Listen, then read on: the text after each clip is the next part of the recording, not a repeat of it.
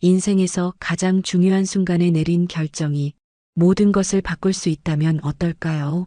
오늘의 선택이 내일의 운명을 완전히 뒤바꾸는 순간이 있습니다. 여러분이라면 어떤 선택을 하셨을까요?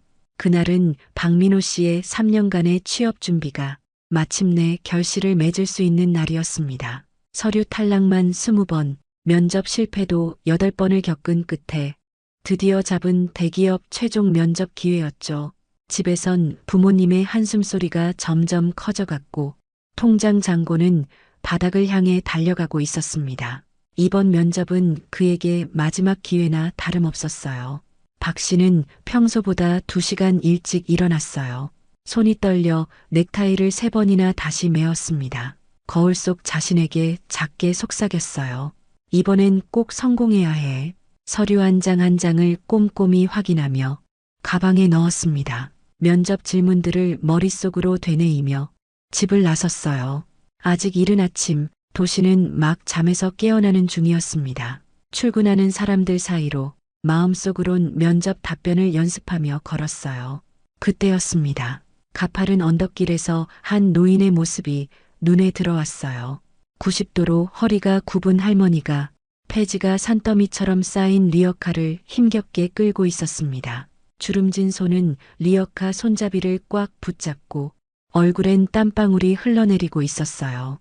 바쁜 출근길, 사람들은 그저 할머니를 스쳐 지나갈 뿐이었습니다. 어떤 이는 고개를 돌려 쳐다보기도 했지만 누구도 발걸음을 멈추지 않았어요. 박 씨는 시계를 힐끗 보았습니다. 아직 시간은 충분했어요. 그저 지나치려던 찰나 리어카가 뒤로 밀리기 시작했습니다. 할머니의 작은 몸이 리어카의 무게를 이기지 못하고 뒤로 휘청거렸어요. 다른 사람들이 무심히 지나치는 그 순간 박 씨의 심장이 빠르게 뛰기 시작했습니다. 늦을 수도 있어. 잠시 망설였지만 다음 순간 이미 그의 발은 움직이고 있었어요. 5걸음, 3걸음, 그리고 할머니 뒤에 서서 리어카를 붙잡았습니다. 괜찮으세요? 박 씨의 질문에 할머니는 천천히 고개를 돌렸어요. 80대로 보이는 얼굴, 깊은 주름 사이로 피로가 묻어났습니다. 하지만 그 눈빛만은 묘하게 맑고 무언가를 꿰뚫어 보는 듯 했어요. 고마워요, 젊은이.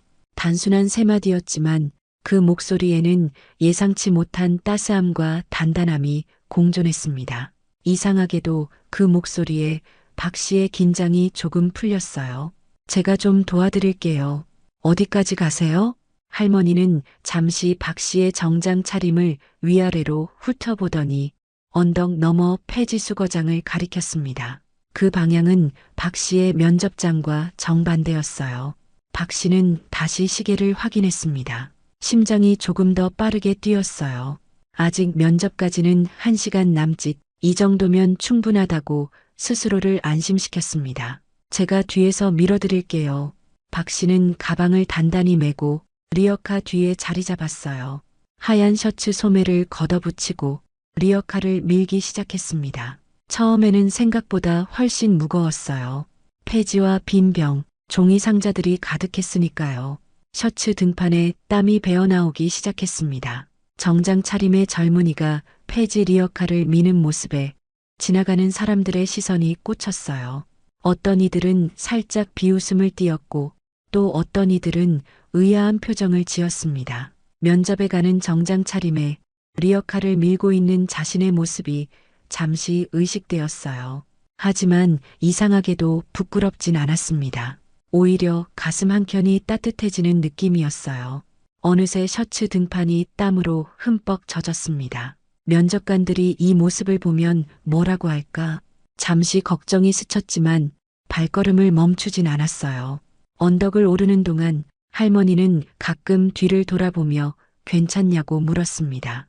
그 눈빛에서 단순한 감사함을 넘어 무언가를 살피는 듯한 느낌이 들었지만 박 씨는 그저 예의 바른 관심이라고 생각했어요. 언덕을 다 오르고 이제 평평한 길로 접어들었습니다. 할머니가 잠시 멈춰서서 땀을 닦았어요. 여기서부턴 내가 혼자 할 수 있어. 젊은이는 분주해 보이는데 더 붙잡고 싶지 않네. 박 씨는 시계를 확인했습니다. 면접 시간까지 아직 1시간이 남아 있었어요.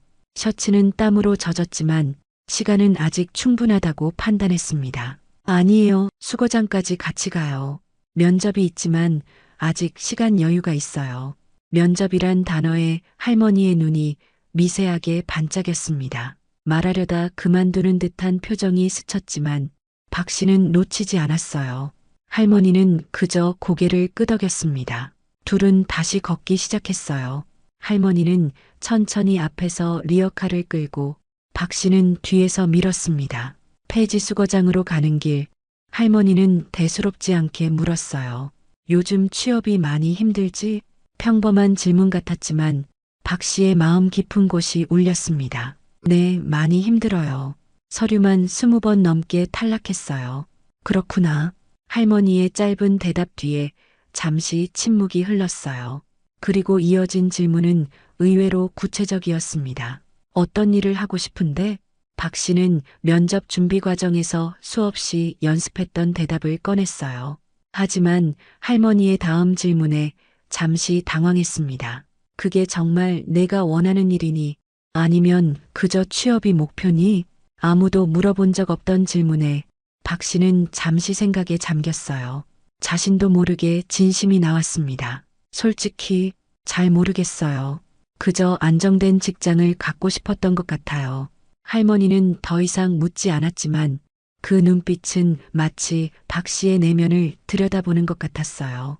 대화를 나누다 보니 시간이 생각보다 빨리 흘렀습니다. 폐지 수거장에 도착했을 때 시계는 이미 면접 시간 40분 전을 가리키고 있었어요. 박 씨의 심장이 빠르게 뛰기 시작했습니다. 면접장까지는 아직 거리가 있었고 수거장에서 폐지를 내리는 일도 도와야 했어요. 게다가 땀에 젖은 셔츠도 문제였습니다. 잠시 머릿속이 하얘졌어요. 3년의 노력, 가족의 기대, 마지막 기회라는 압박감이 밀려왔습니다. 하지만 이미 시작한 일 끝까지 도와드리기로 마음먹었어요. 폐지를 한 장 한 장 내리며 박 씨는 시간과의 싸움을 벌이고 있었습니다. 할머니는 박 씨의 심정을 읽은 듯 갑자기 서두르기 시작했어요. 내가 이제 혼자 할 수 있어. 면접에 늦지 말고 어서 가. 박 씨는 고민했습니다. 아직 내릴 폐지가 남아 있었지만 이제 면접 시간까지 30분밖에 남지 않았어요. 면접장까지 가는 데만 40분은 필요했습니다. 머릿속에 엄마의 얼굴이 떠올랐어요. 이번엔 꼭 붙어야 해. 아버지의 걱정스러운 눈빛도 스쳤습니다. 하지만 동시에 리어카 앞에 서 있는 할머니의 모습도 보였어요. 혼자서 이 모든 폐지를 내린다고 생각하니 가슴이 아팠습니다. 두 갈래 길 앞에 서 있는 기분이었어요. 박 씨는 깊게 숨을 들이쉬었습니다. 결국 박 씨는 결심했어요. 면접은 다시 기회가 올 수도 있지만 지금 이 순간 도움이 필요한 사람을 외면할 수는 없었습니다. 괜찮아요. 끝까지 도와드리고 갈게요. 그 순간 할머니의 눈빛이 미세하게 변했습니다. 단순한 감사함을 넘어선 무언가가 그 깊은 주름 속에서 반짝였어요. 그것은 마치 평가, 아니 시험을 통과한 사람을 바라보는 듯한 눈빛이었습니다. 하지만 박 씨는 그저 자신의 착각이라고 생각했어요. 폐지를 모두 내리고 할머니는 작은 메모지를 꺼내 무언가를 적었습니다. 혹시 이 번호로 연락해 줄 수 있겠니? 내가 조금 더 감사 인사를 하고 싶어. 박 씨는 황급히 시계를 확인했어요. 이제 면접까지 15분밖에 남지 않았습니다. 심장이 목구멍까지 차오르는 느낌이었습니다. 도저히 제 시간에 도착할 수 없는 상황이었어요. 전화는 꼭 드릴게요. 저는 이제 가봐야 할 것 같아요. 할머니의 번호를 받아든 박 씨는 마지막으로 인사를 하고 뛰기 시작했습니다. 하지만 그의 마음 한켠에는 이미 면접에 늦었다는 체념과 함께 이상하게도 후회 없는 평온함이 자리 잡고 있었어요. 그렇게 박 씨의 인생을 완전히 바꾸게 될 예상치 못한 만남이 시작되었습니다. 여러분이라면 어떤 선택을 하셨을까요? 면접장 근처에 도착했을 때 박 씨의 시계는 이미 면접 시작 시간을 10분이나 지나고 있었습니다. 심장이 터질 듯 뛰는 가운데 마지막 희망을 품고 건물로 달려갔어요. 유리문을 밀고 들어서자 대리석으로 반질반질하게 빛나는 로비가 눈에 들어왔습니다. 안내 데스크의 직원이 박 씨를 놀란 눈으로 바라보았어요. 거울에 비친 자신의 모습이 한눈에 들어왔습니다. 땀에 흠뻑 젖은 셔츠는 등판이 거의 투명해졌고 정성스레 맨 넥타이는 한쪽으로 기울어져 있었죠. 폐지 먼지가 정장 바지에 희미하게 묻어 있었고 평소에 단정한 면접자와는 거리가 먼 꼴이었습니다. 박민호라고 합니다. 오늘 최종 면접이 있었는데 말을 더듬으며 상황을 설명하려는 박 씨에게 안내 직원은 안타까운 표정으로 천천히 고개를 저었어요. 죄송합니다. 면접은 10분 전에 시작되었고 회사 규정상 지각자는 입실이 불가능합니다. 그 말을 듣는 순간 박 씨의 귓가에서 윙하는 소리가 울렸습니다. 1095일 3년간의 치열한 준비 시간이 머릿속을 스쳐갔어요. 89번의 입사 지원서, 22번의 서류 탈락, 8번의 면접 실패, 그리고 마침내 잡은 마지막 기회가 단 10분 때문에 물거품이 되는 순간이었습니다. 혹시 다른 방법이 있을까요? 목소리가 떨렸어요. 간절함이 묻어나는 눈빛에 직원은 더욱 미안한 표정으로 불가능하다는 말만 반복했습니다. 그 순간 박 씨의 어깨에서 힘이 빠져나가는 것이 느껴졌어요. 가슴 속에서 무언가가 무너져 내리는 듯한 느낌. 숨이 제대로 쉬어지지 않았습니다. 로비를 나서는 발걸음은 천근만근 무거웠어요. 대리석 바닥에 구두 소리가 울려 퍼질 때마다 자신의 미래가 산산조각 나는 소리처럼 들렸습니다. 건물 밖으로 나오자 가을의 선선한 바람이 땀에 젖은 얼굴을 스쳤어요. 도움이 필요한 노인을 외면할 수 없었던 그 선택이 지금은 너무나 후회스러웠습니다. 그냥 지나칠걸, 아니면 조금만 도와주고 떠날걸. 순간 그런 생각이 스쳤지만 곧 자신이 한 생각에 부끄러움이 밀려왔어요. 할머니를 도와드린 것은 잘못된 선택이 아니었습니다. 단지 타이밍이 좋지 않았을 뿐이죠. 하지만 그런 합리화가 무너진 취업의 꿈과 가족의 기대에 대한 부담감을 덜어주기엔 역부족이었어요. 회사 앞 작은 공원 벤치에 털썩 주저앉은 박 씨는 멍하니 하늘을 올려다보았습니다. 가을의 맑은 하늘은 그의 혼란스러운 마음과는 대조적으로 너무나 평온해 보였어요. 주머니 속 할머니의 메모지가 묵직한 그러나 이상하게 따뜻한 무게로 느껴졌습니다. 평생 준비한 것 같은데 이게 내 한계인가? 자괴감이 밀려왔어요. 취업 준비에 모든 것을 걸었던 지난 시간들, 밤을 새워 준비한 자소서와 면접 답변들, 부모님의 기대에 부응하기 위해 꾹꾹 참아왔던 시간들, 모든 것이 물거품이 된 이 순간 눈시울이 뜨거워졌습니다. 하지만 남들 앞에서 눈물을 보일 수는 없었어요. 꾹 참으며 주먹을 꽉 쥐었습니다. 면접의 늦은 충격으로 할머니의 번호에 연락할 생각도 없었던 박 씨. 하지만 자리에서 일어나 집으로 향하는 발걸음을 옮기며 그 작은 메모지를 다시 꺼내 바라보았어요. 깔끔한 글씨체로 적힌 전화번호와 함께 메모지 아래쪽에 작게 쓰인 글이 눈에 들어왔습니다. 진실한 마음은 언젠가 보답받는다. 장미영. 이름까지 적혀 있었어요. 그 글귀를 보는 순간 박 씨의 마음에 묘한 평화가 찾아왔습니다. 번호를 저장해두고 내일쯤 연락드려야겠다고 생각했어요. 집으로 돌아가는 길, 어떻게 부모님께 상황을 설명할지가 가장 큰 걱정이었습니다. 특히 아버지의 기대에 찬 눈빛을 떠올리니 가슴이 더욱 아팠어요. 현관문을 열자 예상대로 부모님은 이미 귀가에 있었습니다. 어머니는 박 씨의 흐트러진 모습을 보고 놀라며 무슨 일이 있었냐고 물었어요. 면접에 늦었어요. 떨리는 목소리로 그 한마디를 내뱉자 거실에 무거운 침묵이 내려앉았습니다. 아버지의 표정이 굳어지는 것이 보였어요. 어떻게 그럴 수가 있니? 아버지의 질문에 박 씨는 모든 상황을 솔직하게 설명했습니다. 폐지를 수집하는 할머니, 리어카를 미는 것을 도운 일, 그리고 면접에 늦게 된 경위. 설명을 마치고 고개를 들었을 때 아버지의 눈에서 의외의 감정이 읽혔어요. 분노가 아닌 깊은 사색의 빛이었습니다. 한참을 침묵하던 아버지가 입을 열었어요. 내가 잘했다고 생각한다. 박 씨는 놀라서 고개를 들었습니다. 항상 취업에 가장 엄격했던 아버지였기에 꾸중을 예상했던 터였어요. 사람으로서 올바른 선택을 한 거야. 취업은 또 기회가 있을 테지만 그 순간 도움이 필요한 사람을 외면했다면 그건 더 큰 후회로 남았을 거다. 아버지의 말에 박 씨의 눈시울이 뜨거워졌어요. 어머니도 따뜻한 미소로 아들의 어깨를 토닥였습니다. 부모님의 이해와 지지는 큰 위로가 되었지만 현실적인 문제는 여전히 남아 있었어요. 이제 어떻게 해야 하지? 저녁 식사 후 방에 돌아온 박 씨는 침대에 누워 천장을 바라보았습니다. 이날의 경험을 곱씹으며 다시 구직 활동을 시작해야 한다는 생각에 한숨이 나왔어요. 그때 휴대폰이 울렸습니다.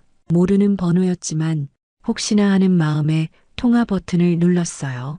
박민호 씨 맞으신가요? 낯선 남성의 목소리였습니다. 박 씨가 맞다고 대답하자 상대방은 자신을 K그룹 인사팀 강태준 부장이라고 소개했어요. 방금 면접에 참여하지 못했던 바로 그 회사였습니다. 심장이 갑자기 빠르게 뛰기 시작했어요. 귀가 멍해지는 느낌이 들었습니다. 내가 잘못 들은 건가? 혼란스러운 마음에 침대에서 벌떡 일어났어요.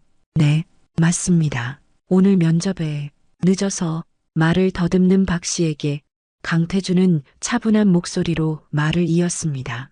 오늘 면접에 참석하지 못하신 이유 저희가 알고 있습니다. 박 씨의 등줄기로 식은땀이 흘렀어요. 도대체 어떻게 알게 된 걸까? 할머니와 관련이 있을까? 혹시 어떻게 아시게 되셨나요? 강태준의 대답은 직접적이지 않았습니다. 내일 특별 면접 기회를 드리고 싶습니다. 오전 10시 본사 15층으로 와주시겠어요? 모든 설명은 그때 드리겠습니다. 전화를 끊고 박 씨는 한동안 휴대폰만 멍하니 바라보았어요. 기쁨과 의문이 뒤섞인 감정이 밀려왔습니다. 두 번째 기회라니 이런 일이 세상에 어떻게 가능한 걸까? 주머니에서 할머니의 메모지를 다시 꺼내보았어요. 장미영이라는 이름, 혹시 K그룹과 관련이 있는 인물일까? 하지만 그런 대기업 관계자가 왜 폐지를 수집하고 있었을까? 밤새 생각해도 답을 찾을 수 없었습니다. 다음 날 아침, 박 씨는 평소보다 2시간 일찍 일어났어요. 어제의 실수를 만회하기 위해 더욱 정성스럽게 차림새를 갖추었습니다. 거울 앞에서 넥타이를 매며 어제와는 다른 심정으로 자신을 다독였어요. 이번엔 기회를 놓치지 말자. 어제와 달리 마음은 차분했습니다. 이미 한 번 기회를 놓친 상황에서 예상치 못하게 찾아온 두 번째 기회에 깊은 감사함을 느꼈어요. 잘 다녀오겠습니다. 부모님께 인사를 하고 나서는 박 씨의 발걸음은 어제보다 훨씬 가벼웠습니다. 만약 어제 면접을 봤다면 그 긴장감과 압박감으로 제 실력을 다 발휘하지 못했을지도 몰라요. 하지만 오늘은 달랐습니다. 어제의 경험이 오히려 마음을 단단하게 해주었고 이상하게도 결과에 연연하지 않는 평온함이 찾아왔어요. 회사 건물에 도착했을 때는 9시 30분, 충분한 여유를 두고 왔습니다. 로비는 바쁘게 출근하는 직원들로 북적였어요. 어제와 같은 안내 데스크 직원이 박 씨를 알아보고 놀란 표정을 지었습니다. 강태준 부장님과 약속이 있어요. 직원은 시스템을 확인한 후 빠르게 출입증을 발급해 주었어요. 축하드립니다. 오늘 좋은 결과 있으시길 바랍니다. 직원의 따뜻한 격려에 박 씨는 감사의 미소를 지었습니다. 15층으로 향하는 엘리베이터 안에서 거울에 비친 자신의 모습을 바라보았어요. 어제의 흐트러진 모습은 온데간데 없고 단정하게 차려입은 취업 준비생의 모습이 그곳에 있었습니다. 하지만 마음속에는 여전히 의문이 가득했어요. 도대체 누가 왜 이런 특별한 기회를 준 것일까? 15층에 도착하자 우아한 인테리어의 리셉션 데스크에서 젊은 여성이 박 씨를 맞이했습니다. 그녀는 환한 미소를 지으며 회의실로 안내했어요. 박민호님, 이쪽으로 오시겠어요? 면접관 분들이 기다리고 계십니다. 무거운 나무 문을 열자 품격 있는 회의실이 눈앞에 펼쳐졌습니다. 테이블 주위로 앉아 있는 5명의 면접관 중 중앙에 앉아 있는 강태준 부장이 박 씨를 보고 일어났어요. 어제는 정말 유감이었습니다. 하지만 오늘 이렇게 만나게 되어 기쁩니다. 강태준의 따뜻한 환영에도 박 씨의 의문은 더욱 커졌습니다. 왜 이렇게 특별 대우를 받는 건지, 어떻게 자신이 면접에 늦은 이유를 알게 되었는지. 편안한 의자에 앉자 면접관들이 차례로 자기소개를 하기 시작했어요. 모두 K그룹의 임원급 인사들이었습니다. 마지막으로 소개한 나이 지긋한 남성은 자신을 이준혁 전무라고 했어요. 그의 날카로운 눈빛이 박 씨를 뚫어져라 바라보고 있었습니다. 우리 회사는 단순한 능력만이 아닌 인성과 가치관을 중시하는 인재상을 추구합니다. 강태준의 말로 면접이 시작되었어요. 예상과 달리 면접은 굉장히 심층적인 대화 형식으로 진행되었습니다. 일반적인 면접 질문보다는 더 깊은 대화가 오갔어요. 박민호 씨는 인생에서 가장 어려웠던 선택의 순간이 언제였나요? 성공이란 무엇이라고 생각하시나요? 10년 후에 자신은 어떤 모습이길 바라나요? 다른 사람을 위해 자신의 이익을 희생한 경험이 있으신가요? 예상치 못한 철학적 질문들에 박 씨는 순간 당황했지만 곧 솔직한 답변을 이어나갔습니다. 면접관들의 표정에서는 그의 답변에 대한 깊은 관심이 읽혔어요. 특히 이준혁 전무의 눈빛은 마치 어제 만난 할머니의 눈빛과 묘하게 닮아 있었습니다. 무언가를 꿰뚫어 보는 듯한 경험에서 우러나오는 지혜가 담긴 눈빛이었어요. 어제 면접에 늦은 이유에 대해 솔직하게 말씀해 주시겠어요? 강태준의 마지막 질문에 박 씨는 순간 망설였습니다. 그러나 이내 모든 것을 있는 그대로 말하기로 결심했어요. 폐지 수집하는 할머니를 만난 순간부터 면접에 늦게 된 과정까지 선택의 순간에 느꼈던 갈등과 결국 도움이 필요한 사람을 우선시한 결정까지 모든 것을 솔직하게 털어놓았습니다. 그때 제 앞에는 두 갈래 길이 있었어요. 면접을 위해 서둘러 떠나는 길과 끝까지 도움을 드리는 길. 저는 후자를 선택했고 지금도 그 선택이 옳았다고 생각합니다. 면접관들은 깊이 고개를 끄덕이며 경청했어요. 특히 이준혁 전무의 눈빛은 점점 더 깊은 감동과 인정으로 변해가는 것 같았습니다. 박민호 씨는 인생에서 가장 중요한 가치가 무엇이라고 생각하나요? 이준혁의 마지막 질문이었어요. 박 씨는 잠시 생각에 잠겼습니다. 취업을 위한 모범 답안이 아닌 진심을 말하고 싶었거든요. 저는 진실함이라고 생각합니다. 자신에게 진실하고 타인에게 진실하며 그 순간에 가장 올바르다고 믿는 일을 하는 것. 그것이 결국 후회 없는 삶이 아닐까 생각해요. 대답을 마치자 방 안에 묘한 긴장감이 감돌았습니다. 면접관들은 서로 의미심장한 눈빛을 교환했고 이준혁은 미소를 지었어요. 갑자기 회의실 문이 열리는 소리가 들렸습니다. 모든 면접관이 동시에 자리에서 일어났어요. 박 씨의 시선도 문 쪽으로 향했습니다. 그 순간 박 씨의 심장이 멎는 듯 했어요. 귀가 멍해지고 숨이 턱 막히는 느낌이었습니다. 문간에 서 있는 사람은 어제 폐지를 수집하며 만났던 바로 그 할머니였거든요. 하지만 그 모습은 완전히 달랐습니다. 90도로 구부정했던 허리는 이제 곧게 펴져 있었고 검게 그을린 얼굴은 화사한 화장으로 단장되어 있었어요. 낡은 작업복 대신 품격 있는 고급 정장 차림이었고 손에는 우아한 핸드백을 들고 있었습니다. 그럼에도 그 눈빛은 어제와 같았어요.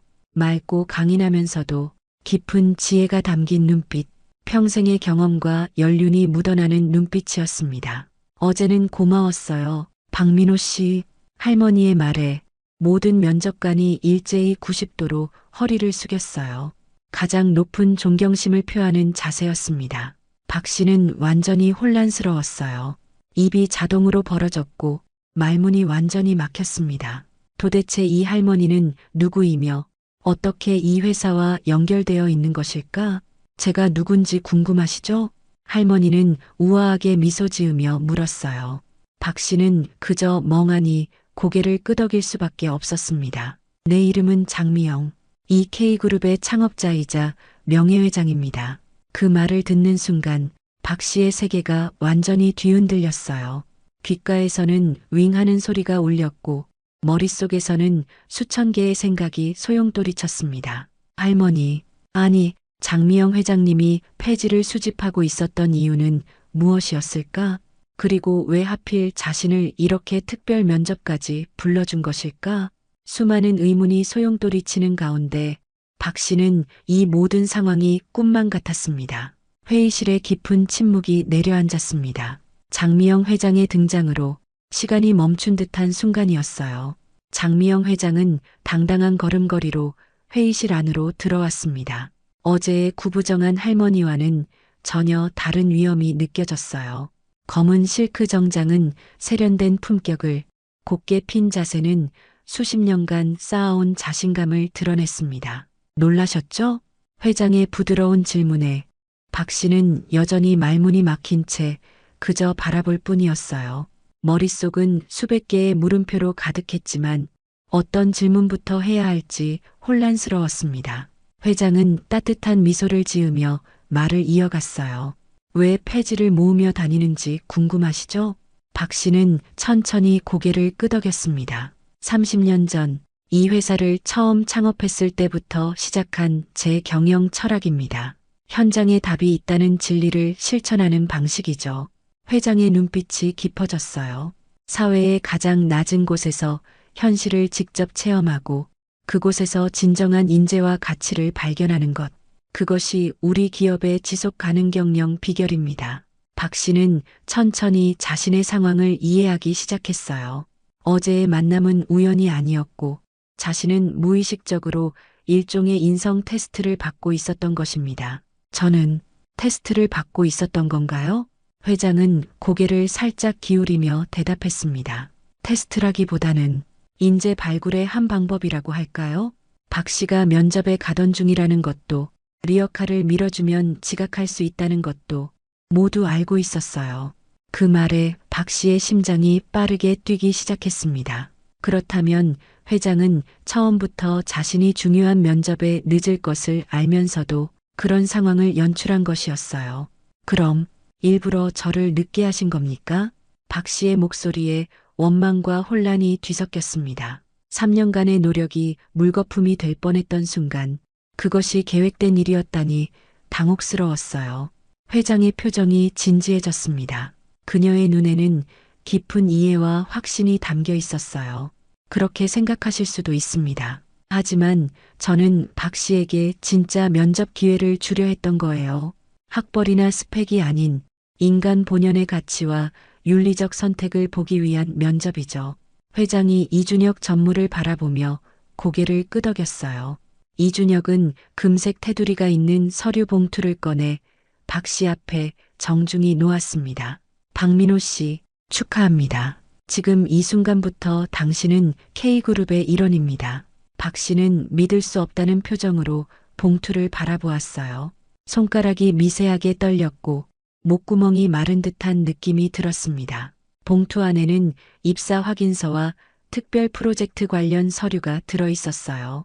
하지만 이렇게 갑자기요? 정식 면접 과정도 없이 박 씨의 혼란스러운 질문에 강태준 부장이 부드럽게 웃으며 설명했어요. 어제의 상황이 가장 진실된 면접이었습니다. 저희가 찾던 것은 스펙이 아닌 진정성이니까요.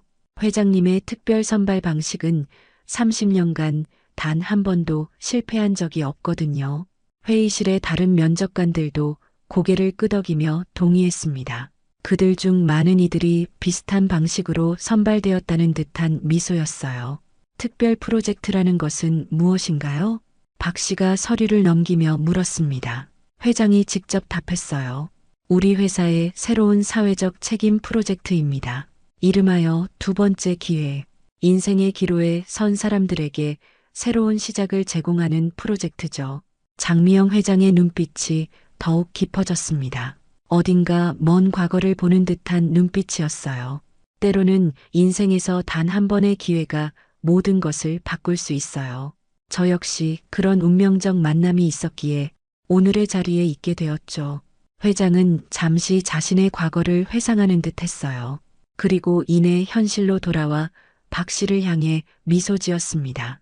이 프로젝트는 사회 곳곳에서 도움이 필요한 이들에게 새로운 시작을 위한 자원과 기회를 제공하는 것이 목표예요.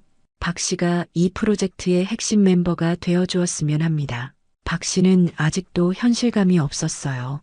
하루 전만 해도 취업 실패로 절망에 빠져 있었는데 지금은 대기업의 특별 프로젝트 담당자가 될 기회를 얻다니 인생이 한순간에 역전되는 느낌이었습니다. 제가 정말 그런 중요한 역할을 할 수 있을까요? 회장은 확신에 찬 목소리로 대답했습니다. 어제 박 씨가 보여준 행동은 그 어떤 학벌이나 경력보다 값진 자질을 증명했어요. 돈, 시간, 성공 가능성 모두를 포기하고도 도움이 필요한 한 노인을 선택한 그 마음. 바로 그것이 우리가 찾던 윤리적 리더십입니다. 회의가 끝나고 박 씨는 회장의 개인 사무실로 안내되었어요. 유리창 너머로 서울 도심이 파노라마처럼 펼쳐진 사무실은 예상과 달리 따뜻하고 인간적인 분위기로 꾸며져 있었습니다. 벽면에는 다양한 연령대의 사람들 사진이 걸려 있었고 한쪽 선반에는 수십 개의 재활용 소품들이 전시되어 있었어요. 특히 눈에 띄는 것은 낡은 리어카 모형이었습니다. 앉으세요, 박민호 씨. 회장이 편안한 소파를 가리키며 말했어요. 사무실에는 두 사람뿐이었습니다. 더 개인적인 이야기를 나누고 싶어요. 왜 하필 제가 선택되었는지 그 이유가 궁금하실 테니까요. 박 씨는 조심스럽게 고개를 끄덕였어요. 정말 알고 싶었던 질문이었습니다. 회장은 잠시 창밖을 바라보다가 천천히 말을 이어갔어요. 사실 어제 폐지 수거장 근처에 있던 많은 사람들 중에 저를 도와준 사람은 박 씨가 유일했습니다. 그 말에 박 씨는 놀랐어요. 정말요? 그렇게 많은 사람들이 지나갔는데. 네, 정말입니다. 3시간 동안 그 자리에 있었지만 대부분의 사람들은 바쁘게 자기 갈 길을 가더군요. 정장 입은 사람들은 더 빨리 지나갔고요. 회장의 목소리에는 쓸쓸함이 묻어났습니다. 박 씨가 몇 시에 면접이 있다는 것도 알고 있었어요. 그래서 사실 그냥 지나치길 바랐습니다. 박 씨의 인생의 중요한 순간이니까요. 그 말에 박 씨는 더욱 혼란스러워졌어요. 그럼 왜 도움을 요청했냐고요? 그건 진짜 도움이 필요했기 때문입니다. 리어카가 너무 무거워서 혼자 언덕을 오르기 힘들었거든요. 회장은 쓴웃음을 지었습니다. 그리고 벽에 걸린 한 흑백 사진을 가리켰어요. 젊은 여성이 리어카를 끌고 있는 모습이었습니다. 이렇게 말하면 더 놀라실 수도 있지만 저는 단순히 변장해서 폐지를 줍는 게 아닙니다. 매주 한 번씩 폐지를 모아 수거장에 가져가고 수익금은 전액 독거노인 지원에 기부하고 있어요. 박 씨의 눈이 커졌습니다. K그룹의 회장이 직접 폐지를 모아 기부한다니 상상도 못했던 일이었어요. 회장님께서 왜 그런 일을? 회장은 깊은 한숨을 내쉬고 벽에 걸린 또 다른 사진을 바라보았습니다. 리어카를 끌고 있는 중년 여성의 낡은 흑백 사진이었어요. 저기 계신 분이 제 어머니십니다. 어머니는 평생 폐지를 모으며 저와 동생들을 키우셨어요. 그런데 회장의 목소리가 미세하게 떨렸습니다. 사람들은 우리를 쓰레기 취급했습니다. 폐지를 줍는 사람들은 사회의 그림자 취급을 받았어요. 어머니는 매일 모욕과 차별을 견디며 우리를 키우셨습니다. 박 씨는 숨죽여 듣고 있었어요. 회장의 개인적인 이야기에 가슴이 뭉클해졌습니다. 그런데 어느 비 오는 날, 한 젊은 남자가 다가왔어요. 그는 우산도 없이 어머니의 리어카를 밀어주었고 처음으로 어머니를 한 인간으로 존중해 주었습니다. 회장의 눈가에 미세한 습기가 맺혔어요. 그 작은 도움이 어머니에게 얼마나 큰 희망을 주었는지, 그리고 그날 어머니가 집에 돌아와 제게 무슨 말씀을 하셨는지 아세요? 박 씨는 고개를 가만히 흔들었습니다. 미영아, 사람은 겉모습이 아니라 행동으로 판단해야 한다. 그리고 남이 나를 어떻게 대하는가가 아니라 내가 남을 어떻게 대하는가가 중요하단다. 이 말씀이 제 경영 철학의 시작이 되었어요. 회장은 자리에서 일어나 사무실 한쪽 벽장을 열었습니다. 그곳에는 낡은 군번줄 하나가 유리 케이스에 고이 보관되어 있었어요. 그 젊은 남자는 제대 막 한 군인이었습니다. 우연히 떨어뜨린 이 군번줄을 어머니가 주어 평생 간직하셨어요. 어머니는 그 사람의 이름도 얼굴도 제대로 보지 못했지만 그 행동만으로도 평생 감사함을 잊지 않으셨습니다. 박 씨는 깊은 감명을 받았어요. 군번줄을 바라보는 회장의 눈빛에는 특별한 의미가 담겨 있었습니다. 회장은 자리로 돌아와 앉았어요. 그래서 저는 성공한 후에도 그 기억을 잊지 않기 위해 직접 폐지를 모으기 시작했고, 동시에 다른 사람들의 진정성을 발견하게 되었죠. 바로 박 씨처럼요.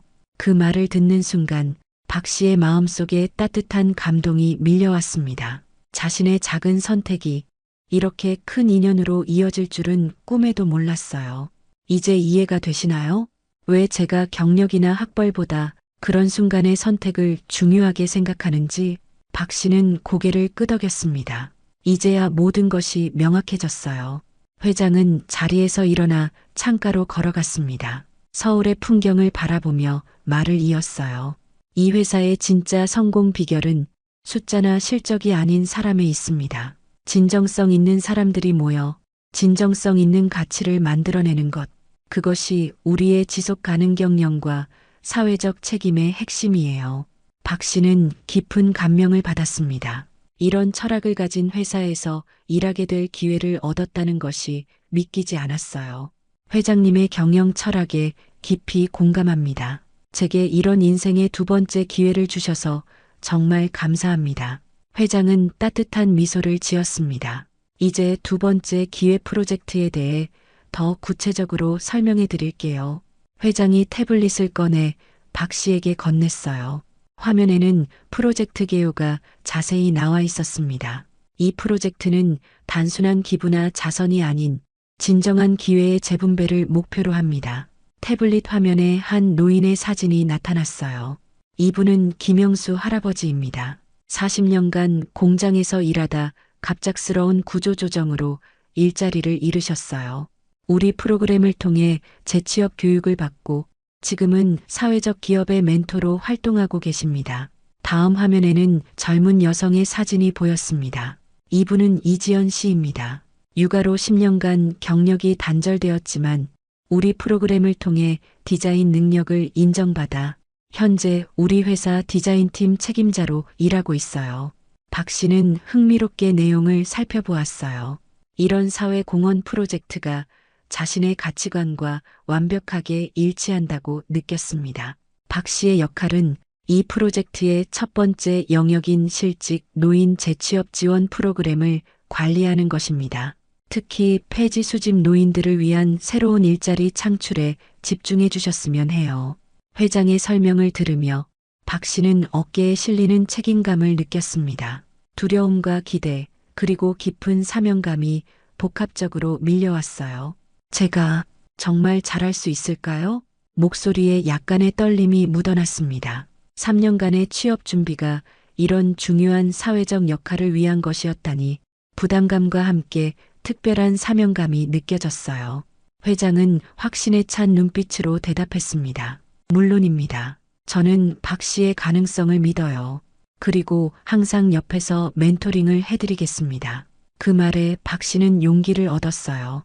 그러나 여전히 한 가지 궁금증이 남아 있었습니다. 회장님께서는 왜 이렇게 폐지 수집 노인들의 특별한 관심을 가지고 계신 건가요? 단순히 어머니의 경험 때문만은 아닌 것 같은데. 그 질문에 회장의 표정이 극적으로 변했어요. 얼굴에서 혈색이 빠져나가는 듯했고 손가락이 미세하게 떨리기 시작했습니다. 그동안 보여주던 자신감 넘치는 모습은 온데간데 없었어요. 사실 회장의 목소리가 갑자기 작아졌습니다. 마치 오래 간직해온 비밀을 털어놓기 직전의 긴장감이 감돌았어요. 그녀의 눈에는 복잡한 감정이 교차했습니다. 바로 그 순간 사무실 문이 열리고 이준혁 전무가 급하게 들어왔어요. 회장님, 죄송합니다. 긴급 이사회가 소집되었습니다. 5분 후에 시작합니다. 회장은 깊은 안도의 한숨을 내쉬는 듯 했습니다. 그리고 아쉬운 표정으로 고개를 끄덕였어요. 이야기가 길어졌네요. 나머지 설명은 내일 계속하도록 하죠. 오늘은 인사팀에서 입사 절차를 도와드릴 겁니다. 박 씨는 깊은 아쉬움을 느꼈지만 고개를 끄덕였어요. 회장이 말하려 했던 비밀이 무엇인지, 그리고 왜 그렇게 감정적인 반응을 보였는지 더욱 궁금해졌습니다. 회장과 이준혁이 사무실을 나간 후 강태준 부장이 들어와 박 씨를 안내했어요. 입사 절차를 진행하겠습니다. 15층 인사팀으로 모시겠습니다. 인사팀에서의 절차는 순조롭게 진행되었고 모든 서류 작업이 완료된 후 박 씨는 자신의 새 사무실로 안내받았습니다. 두 번째 기획 프로젝트 담당자라는 명패가 달린 사무실은 생각보다 훨씬 넓고 쾌적했어요. 내일부터 정식으로 출근하시면 됩니다. 회장님께서는 오전 10시에 다시 만나고 싶다고 하셨습니다. 강태준의 말에 박 씨는 고개를 끄덕였어요. 모든 것이 꿈만 같았습니다. 집으로 돌아가는 길, 박 씨는 오늘 하루 있었던 일들을 정리해 보았어요. 믿기지 않는 인생의 역전, 운명적인 만남, 그리고 무거운 책임감. 부모님께 이 소식을 어떻게 전할지 생각하니 가슴이 설레었습니다. 3년간의 긴 취업 준비가 마침내 결실을 맺었고 그것도 상상조차 못했던 놀라운 방식으로요. 집에 도착하자 부모님은 박 씨의 밝은 표정을 보고 이미 눈치채신 듯 했어요. 어떻게 됐니? 아버지의 질문에 박 씨는 오늘 있었던 모든 일을 처음부터 설명했습니다. 어제 도와드렸던 폐지 수집 할머니가 사실은 K그룹의 창업자이자 명예회장이었다는 것, 그리고 특별한 사회 공헌 프로젝트를 맡게 되었다는 것까지 부모님의 눈에는 놀라움과 자랑스러움이 가득했어요. 정말 대단하구나. 그런 중요한 자리라니. 어머니의 눈에는 눈물이 맺혔습니다. 그동안 고생 많았다, 아들. 아버지는 박 씨의 어깨를 꽉 잡아주었어요. 그 손길에서 따뜻한 격려와 믿음이 느껴졌습니다. 저녁 식사를 마친 후 박 씨는 자신의 방으로 돌아왔어요. 침대에 누워 천장을 바라보며 오늘의 일들을 다시 한번 떠올렸습니다.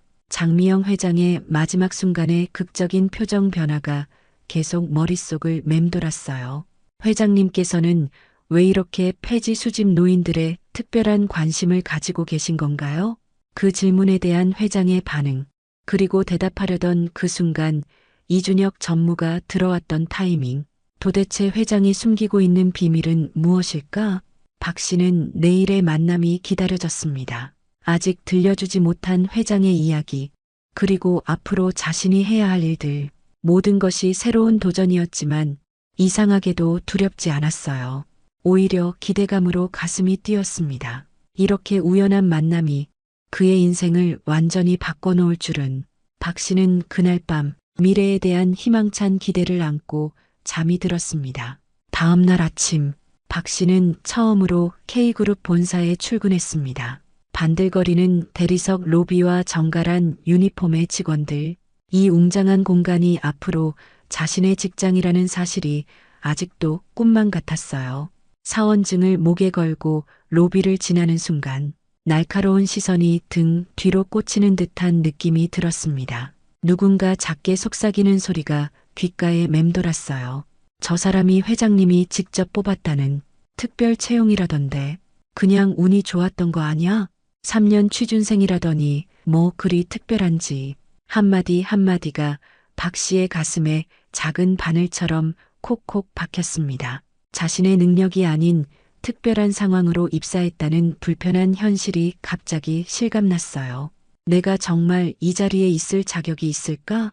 단지 우연한 만남 때문에 얻은 기회라면 의심이 마음 한켠에 자리 잡기 시작했습니다. 취업을 위해 밤을 새워가며 준비했던 지난 3년의 시간들이 순간 무의미하게 느껴졌어요. 지정된 사무실에 들어서자 프로젝트 팀원들이 이미 회의 테이블에 둘러앉아 있었습니다. 오랜 경력이 묻어나는 자신감으로 서류를 검토하고 있었어요. 안녕하세요. 이번에 두 번째 기획 프로젝트를 맡게 된 박민호입니다. 목소리를 단단히 하려 했지만 떨림이 묻어났습니다. 팀원들이 일제히 고개를 들었어요. 김도윤 과장, 15년 경력의 베테랑이라는 명찰이 눈에 들어왔습니다. 이수연 대리, CSR 프로젝트 전문가라는 설명이 붙어 있었어요. 정재훈 사원, 새내기라고 해도 박 씨보다 회사 경력은 3년이 더 많았습니다. 박 씨의 인사에 팀원들은 형식적인 미소로 답했어요. 특히 김 과장의 눈빛에서는 불편함이 읽혔습니다. 그의 눈은 마치 자격 없는 사람을 평가하는 듯한 냉기를 담고 있었어요. 회장님의 특별 발탁이라고 들었습니다. 어떤 배경인지 궁금하네요. CSR 경험은 있으신가요? 김 과장의 말에는 미세한 날이 서 있었습니다. 단순한 질문이 아닌 시험대에 올린 듯한 느낌이었어요. 박 씨는 입술이 바짝 마르는 것을 느끼며 자리에 앉았습니다. 10시가 되자 박 씨는 약속대로 회장실로 향했습니다. 어제와는 완전히 다른 분위기가 감지됐어요. 햇살이 가득했던 사무실은 오늘 무거운 침묵에 잠겨 있었습니다. 회장님은 창밖을 바라보며 깊은 생각에 잠겨 있었어요. 그 모습은 80세 가까운 노인의 피로와 세월이 더 짙게 묻어나 보였습니다. 앉으세요, 박 씨. 회장의 목소리에는 어제의 활기가 사라졌어요.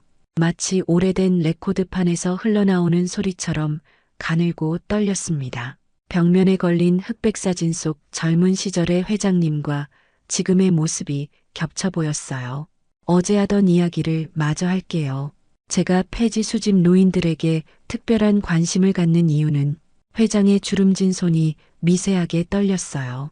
손등에 도드라진 핏줄과 갈색 반점들이 세월의 무게를 말해주고 있었습니다. 제 아버지가 말을 꺼내려는 순간 회장님의 눈에서 복잡한 감정이 스쳐 지나갔어요. 두려움? 슬픔? 아니면 분노?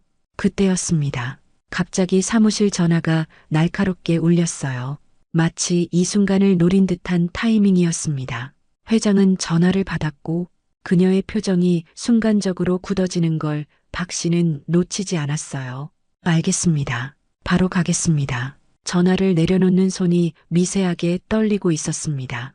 죄송합니다. 박 씨, 긴급한 일이 생겼네요. 이준혁 전무가 프로젝트에 대해 자세히 브리핑해 줄 거예요. 박 씨는 어쩔 수 없다는 듯 고개를 끄덕였지만 가슴 한켠이 무거워졌어요. 다시 한번 중요한 순간에 대화가 중단되었습니다. 우연일까? 아니면 의도적인 것일까? 회장이 서둘러 자리를 뜨고 곧 이준혁이 들어왔어요. 회장님의 비밀은 아직 때가 아닌 것 같군요. 이준혁의 말에 박 씨는 의아했습니다. 회장실을 나서며 이준혁의 표정을 살폈어요. 50대 중반으로 보이는 그의 얼굴에는 깊은 주름이 패여 있었습니다. 그것은 단순한 나이의 흔적이 아닌 무거운 비밀을 오래 간직해온 사람의 자국 같았어요. 어떤 비밀인가요? 이준혁은 주변을 살피더니 목소리를 낮췄습니다. 그의 눈에는 경계심과 함께 묘한 슬픔이 어려 있었어요. 폐지 수집은 단순한 인재 발굴 방법이 아닙니다. 회장님께는 더 깊은 이유가 있어요. 그 이유는 이 회사의 역사와도 연결되어 있죠. 이준혁의 목소리에 묘한 긴장감이 느껴졌습니다. 1950년대로 거슬러 올라가는 이야기입니다. 하지만 그건 회장님이 직접 말씀하셔야 할 문제죠. 지금은 그저 말을 끝맺지 못하고 이준혁은 창밖을 바라봤어요. 서울의 빌딩 숲이 내려다 보이는 창 너머로 먼 과거를 바라보는 듯한 눈빛이었습니다. 잠시 후 그는 화제를 돌렸어요. 프로젝트에 집중합시다. 첫 번째 미션은 서울역 인근 폐지 수집 노인 50명에게 새로운 일자리 모델을 제안하는 것입니다. 박 씨는 고개를 끄덕였지만 마음 한켠에는 여전히 회장의 비밀이 궁금했어요. 1950년대라면 한국 전쟁 시기 그리고 지금의 노인들이 어린 시절을 보냈을 때였습니다. 사무실로 돌아온 박 씨는 팀원들에게 프로젝트 방향을 설명했습니다. 도시 건너편 창문으로 보이는 낮은 지붕들이 눈에 들어왔어요. 그 아래에서 지금도 리어카를 끌고 있을 노인들의 모습이 머릿속에 그려졌습니다. 우리가 할 일은 단순한 자선이 아닙니다. 폐지 수집 노인들에게 존엄성을 지킬 수 있는 지속 가능한 일자리를 만드는 것이에요. 박 씨의 목소리에 진심이 담겼지만 회의실은 차가운 침묵으로 가득했습니다. 김 과장이 냉소적인 미소를 지으며 말했어요. 현실적으로 불가능합니다. 그분들 대부분은 교육 수준이 낮고 디지털 기기도 다룰 줄 모르세요. 게다가 평균 연령이 75세입니다. 누가 그런 분들을 고용하겠어요? 어떤 일자리가 가능하겠습니까? 그의 눈빛에서 단순한 업무적 냉정함을 넘어선 무언가가 느껴졌습니다. 마치 개인적인 경험에서 우러나오는 확신 같았어요. 저희 아버지도 60대에 구조조정 당하셨습니다. 김 과장이 잠시 사적인 이야기를 꺼냈어요. 재취업 프로그램이니 노인 일자리 창출이니 해봤지만 결국 폐지 줍는 일밖에 못 구하셨어요. 그런 현실을 모르고 책상에서만 이상적인 얘기하는 건 말끝을 흐리며 서류를 정리했습니다. 박 씨는 순간 할 말을 잃었어요. 김 과장의 말이 틀리지 않았기 때문이었습니다. 게다가 그에게는 이미 쓰라린 가족 경험까지 있는 상황이었어요. 현실의 벽이 갑자기 실감났습니다. 저희가 지난 3년간 비슷한 프로젝트를 진행했지만 모두 실패했어요. 이 대리가 덧붙였습니다. 어르신들은 새로운 것을 받아들이기 어려우세요. 교육을 시켜도 금방 잊어버리시고 솔직히 시간과 예산 낭비일 뿐이에요. 회의실 공기가 무거워졌습니다. 모두가 이 프로젝트의 허상을 알고 있었던 것 같았어요. 그래도 방법이 있을 거예요. 우리가 진정으로 그분들의 필요를 이해한다면. 마음은 그렇게 말했지만 구체적인 아이디어는 떠오르지 않았습니다. 회의가 끝나고 자리로 돌아온 박 씨는 창밖을 바라봤어요. 첫날부터 난관에 부딪힌 기분이었습니다. 열정만으로는 해결할 수 없는 문제들이 눈앞에 놓여 있었어요. 그날 저녁 박 씨는 혼자 서울역 인근을 찾았습니다. 해질녘 도시의 그림자가 길어지는 시간, 형형색색의 네온 사인이 하나둘 켜지기 시작했어요. 반짝이는 고층 빌딩들 사이로 구부정한 허리로 리어카를 끌고 다니는 노인들의 모습이 대비되어 보였습니다. 젊은이들의 활기찬 발걸음 사이로 느리게 움직이는 그들은 마치 다른 시간대에 살고 있는 것 같았어요. 그중 머리가 하얗게 센 한 할아버지에게 다가갔습니다. 이른이 훌쩍 넘어 보이는 얼굴에는 깊은 주름이 패여 있었어요. 안녕하세요. 잠시 이야기 나눌 수 있을까요? 할아버지는 의심스러운 눈빛으로 박 씨를 바라보았습니다. 그 눈에는 세월의 무게와 경계심이 함께 담겨 있었어요. 뭔 일이요? 거친 목소리였지만 그 안에는 힘든 삶의 이력이 묻어났습니다. 박 씨는 프로젝트에 대해 간략히 설명했어요. 폐지 수집 대신 할 수 있는 다른 일자리를 만들고 싶다고. 할아버지는 잠시 박 씨를 관찰하더니 리어카에 기대어 섰습니다. 한국 전쟁 때도 살아남았는데 이런 일로 못 살겠소? 그 말에 담긴 자존심이 박 씨의 가슴을 찔렀어요. 젊은 양반, 좋은 뜻이겠지만 우리를 불쌍하게 보지 마시오. 이것도 엄연한 일이요. 내가 선택한 일이고 내 방식대로 하는 일이요.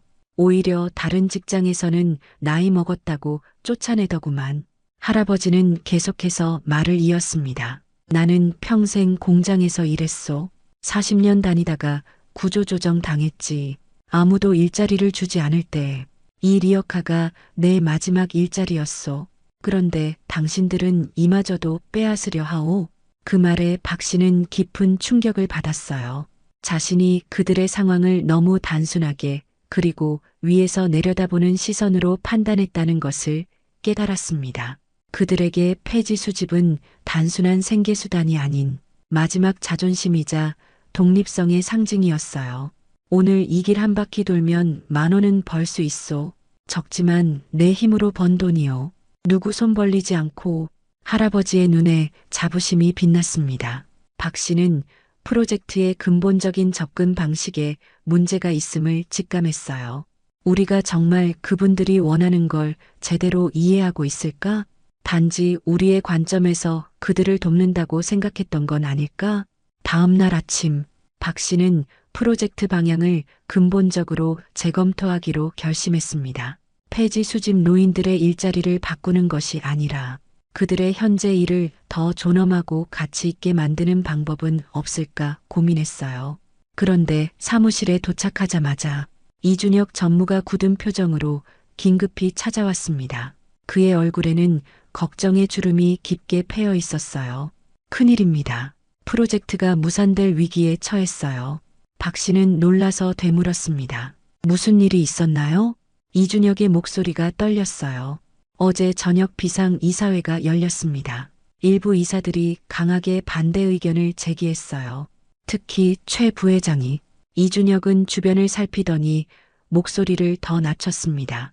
수익성이 없는 사회공헌 프로젝트에 이렇게 큰 예산을 쓰는 것은 주주 이익에 반한다는 겁니다.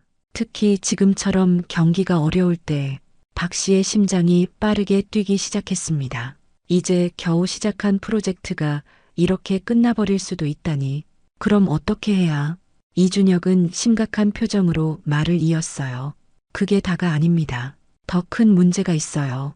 회장님이 쓰러지셨습니다. 그 말에 박 씨의 얼굴에서 핏기가 싹 가셨어요. 마치 심장이 멎는 듯한 충격이었습니다. 어떻게 된 거죠? 목소리가 떨렸어요. 어젯밤 이사회 직후 갑작스러운 심장 발작으로 입원하셨어요. 지금은 응급처치로 안정을 찾으셨지만 상태가 심각합니다. 당분간 회사 일에 관여하기 어려운 상황이에요. 청천벽력 같은 소식에 박 씨는 한동안 말을 잇지 못했습니다. 어제까지만 해도 힘있게 자신의 철학을 이야기하던 회장님이 그렇게 갑자기 쓰러지다니. 이 상황에서 회장님의 특별 프로젝트인 두 번째 기회는 최우선 순위에서 밀려날 가능성이 높습니다. 아마 곧 공식적으로 중단 결정이 내려질 수도 있어요. 이준혁의 말에 박 씨는 큰 충격을 받았습니다. 프로젝트보다 더 걱정되는 것은 회장님의 건강이었어요. 그럼 어떻게 해야 하죠? 이준혁은 잠시 생각하더니 의미심장한 말을 던졌어요. 그의 눈빛에는 비밀스러운 결의가 담겨 있었습니다. 회장님이 의식을 찾으시고 제일 먼저 물으신 게 당신이었습니다. 병실에서 박 씨에게 꼭 전할 말이 있다고 하셨어요. 지금 바로 병원으로 가보세요. 아마 모든 것이 그곳에서 밝혀질 겁니다. 박 씨는 서둘러 병원으로 향했습니다. 가는 길에 마음이 무거웠어요. 택시 창문으로 스쳐 지나가는 도시의 풍경이 어제와 같은데 하루 만에 모든 것이 달라져 있었습니다. 프로젝트의 위기, 회장님의 건강 상태, 자신의 위치에 대한 불안, 폐지 수집 노인들의 자존심과 염려, 모든 것이 한꺼번에 무너지는 기분이었어요. 왜 하필 지금? 회장님이 말씀하시려던 비밀은 무엇일까? 왜 그 비밀을 말하려 할 때마다 방해가 생기는 걸까? 질문들이 머릿속을 빙글빙글 돌았습니다. 대형 종합병원에 도착해 VIP 병동으로 안내받았어요. 회장님의 병실 앞에는 경호원으로 보이는 남성들이 서 있었습니다. 이 상황이 단순한 건강 문제 이상임을 직감했어요. 병실 앞에 섰을 때 박 씨는 깊은 숨을 들이마셨습니다. 두근거리는 심장을 진정시키려 노력했어요. 문을 열고 들어가자 침대에 누워있는 회장님의 모습이 보였습니다. 산소 마스크와 각종 의료 장비들이 연결되어 있었어요. 창백한 얼굴이었지만 눈빛만은 여전히 또렷했습니다. 그 눈에는 말할 수 없는 비밀을 간직한 사람의 복잡한 감정이 읽혔어요. 박 씨를 보자 회장은 간호사에게 산소 마스크를 잠시 치워달라고 손짓했습니다. 박 씨, 와줘서 고마워요. 회장의 목소리는 바람에 흔들리는 촛불처럼 약했지만 정신만큼은 또렷해 보였습니다. 그 목소리에는 아직 말하지 못한 이야기에 대한 절박함이 묻어났어요. 걱정 마세요. 금방 회복될 거예요. 박 씨의 위로에 회장은 쓸쓸한 미소를 지었습니다. 그러나 그 미소는 힘이 부족해 보였어요. 우리 둘 다 현실적이 됩시다. 내 나이 78세. 심장은 이미 여러 번 경고를 보냈어요. 시간이 많지 않을 것 같아요. 이제 제 비밀을 말해줄 때가 된 것 같군요. 회장의 목소리에는 오랜 세월 간직해온 무언가를 털어놓으려는 결의가 담겨 있었습니다. 박 씨는 침대 곁으로 다가갔습니다. 회장의 주름진 손이 그를 붙잡았어요. 놀라울 정도로 강한 힘이었습니다. 저 서랍을 열어보세요. 회장은 탁자 위에 놓인 낡은 사진첩을 가리켰어요. 오래된 가죽 표지의 사진첩은 시간의 무게를 품고 있는 듯 했습니다. 저걸 펼쳐보세요. 박 씨가 조심스럽게 사진첩을 열자 먼지 냄새와 함께 오래된 종이 향기가 코끝을 스쳤어요. 그 안에는 세월의 흔적이 담긴 흑백 사진들이 가지런히 정리되어 있었습니다. 낡고 구겨진 사진들, 그러나 정성스럽게 보관되어 있었어요. 가장 먼저 눈에 띈 것은 1960년대로 보이는 사진 속 젊은 시절의 회장으로 보이는 여성과 한 노인의 모습이었습니다. 그 노인은 낡은 리어카를 끌고 있었어요. 리어카에는 폐지와 고물이 가득했습니다. 여인의 눈에는 자부심과 존경심이 가득했어요. 저분이 제 어머니예요. 평생 폐지를 모으며 저를 키우셨죠. 회장의 목소리에 깊은 애정이 묻어났습니다. 그 다음 페이지에는 수많은 폐지 수집 노인들의 사진과 함께 그들의 이름, 나이, 주소가 꼼꼼히 기록되어 있었어요. 1970년대, 80년대, 90년대, 세월이 흐르며 바뀌는 서울의 풍경 속에서 폐지를 모으는 노인들의 모습은 변함없이 계속되고 있었습니다. 마치 회장이 평생에 걸쳐 이들을 기록해왔다는 듯한 방대한 자료였어요. 그리고 마지막 페이지에 이르자 박 씨의 심장이 멎는 듯 했습니다. 숨이 턱 막히는 느낌이었어요. 손끝이 저리고 온몸에 전율이 흘렀습니다. 그곳에는 백발의 노인 사진 한 장이 있었고 6.25 전쟁 시기로 보이는 군복 차림의 젊은 남성 사진과 나란히 붙어 있었습니다. 젊은 시절과 노년의 모습이지만 눈빛만은 똑같았어요. 그 아래에는 떨리는 글씨체로 두 글자가 적혀 있었어요. 아버지. 그리고 그 옆에는 작은 글씨로 충격적인 날짜가 적혀 있었습니다. 1953년 실종, 2018년 발견. 박 씨의 머릿속에서 경보음이 울렸습니다. 1953년은 한국 전쟁 정전협정이 체결된 해, 그리고 2018년까지 무려 65년이라는 시간, 한 사람이 실종된 상태로 65년을 보냈다는 것은 단순한 가족사가 아닌 현대사의 비극과 맞닿아 있는 이야기였습니다. 회장의 목소리가 떨리기 시작했습니다. 제 아버지는 6.25 전쟁 중에 실종되셨어요. 우리는 65년 동안 그분이 전쟁에서 돌아가신 줄 알았습니다. 그런데 바로 그 순간 병실 문이 열리고 의사와 간호사가 급하게 들어왔어요. 마치 이 순간을 기다렸다는 듯한 타이밍이었습니다. 병실 문 밖에서는 검은 정장을 입은 누군가의 실루엣이 스쳐 지나가는 듯 했어요. 의사의 표정이 어딘가 불편해 보였고 간호사는 시선을 피했습니다. 죄송합니다. 회장님의 활력 징후가 불안정해졌습니다. 상태를 확인해야 합니다. 잠시 밖에서 기다려 주시겠어요?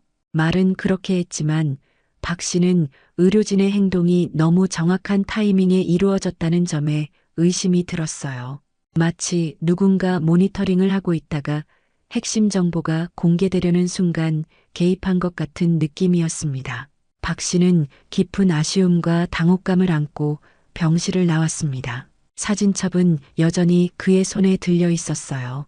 거의 해답에 다다랐다고 생각했는데 다시 한번 중요한 순간에 방해가 생겼습니다. 그리고 복도에서 놀라운 광경을 목격했어요.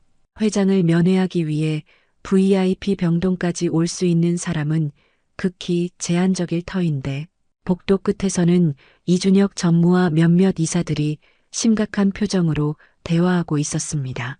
그 중에는 뉴스에서 자주 보던 거물급 정치인으로 보이는 인물도 있었어요. 그들의 긴장된 표정과 숨겨진 대화가 음모론적 분위기를 자아냈습니다. 박 씨가 그들 쪽으로 걸어가자 마치 불길한 비밀을 나누던 사람들처럼 그들은 갑자기 대화를 멈추었어요. 이준혁이 빠르게 박 씨에게 다가왔습니다. 그의 얼굴에는 걱정과 경계심이 공존하고 있었어요. 회장님을 만나셨나요? 박 씨는 고개를 끄덕였습니다. 손에 들린 사진첩이 갑자기 무거운 비밀처럼 느껴졌어요. 네, 그런데 중요한 이야기 도중에 의료진이 들어와서 이준혁의 시선이 사진첩으로 향했습니다. 그의 표정이 미묘하게 변했어요. 눈빛이 차갑게 가라앉았습니다. 어떤 이야기를 하셨습니까? 그 질문에는 단순한 호기심 이상의 무언가가 느껴졌습니다. 마치 정답을 확인하려는 듯한 긴장감이 실린 목소리였어요. 회장님의 아버지에 관한 이야기를 시작하셨어요. 6.25 전쟁에서 실종되셨다가 그 말이 채 끝나기도 전에 이준혁의 얼굴색이 창백하게 변했습니다. 그의 손이 미세하게 떨리기 시작했어요. 그 이야기를 어디까지 들으셨죠? 박 씨는 의아했어요. 이준혁의 반응이 지나치게 심각해 보였습니다. 시작도 못했어요. 아버지가 1953년에 실종되었다가 2018년에 발견되셨다는 것까지만요. 의료진이 들어왔으니까요.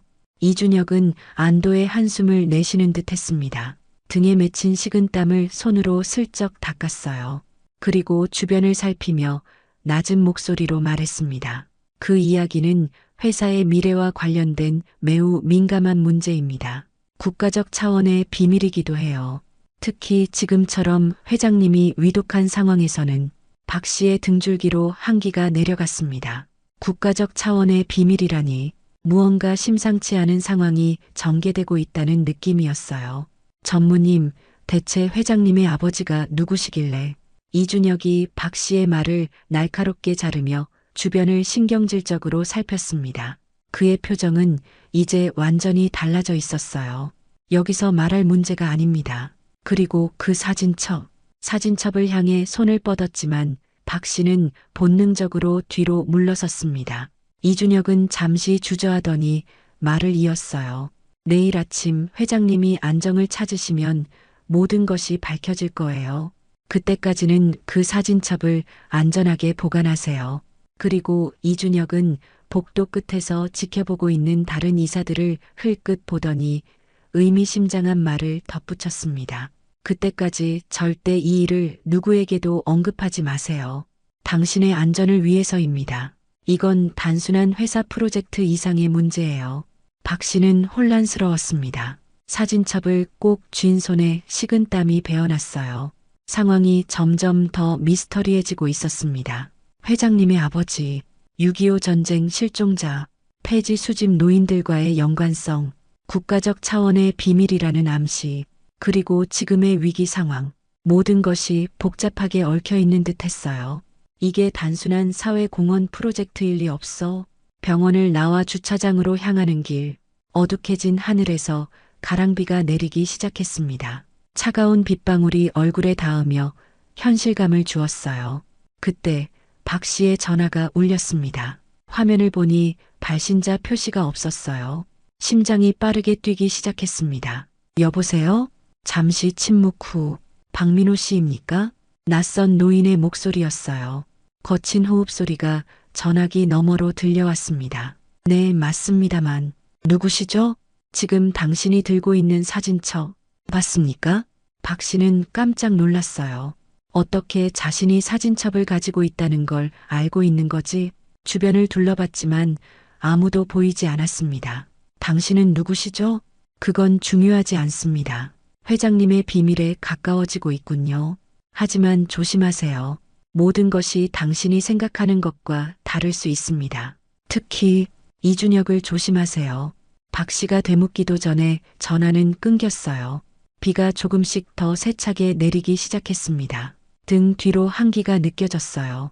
마치 누군가 자신을 지켜보고 있는 것 같은 기분이었습니다. 서둘러 택시를 잡아탔어요. 어디로 모실까요? 택시기사의 질문에 잠시 망설였습니다. 집으로 가야 할까? 회사로 돌아가야 할까? 지금 사진첩을 더 자세히 살펴봐야 할지도 모르는데 우선 강남역으로 가주세요. 택시가 움직이기 시작하자 사진첩을 다시 열어보았어요. 마지막 페이지의 아버지 사진을 자세히 들여다보았습니다. 흐릿한 얼굴, 1950년대 군복 차림, 그리고 목에 걸린 군번줄.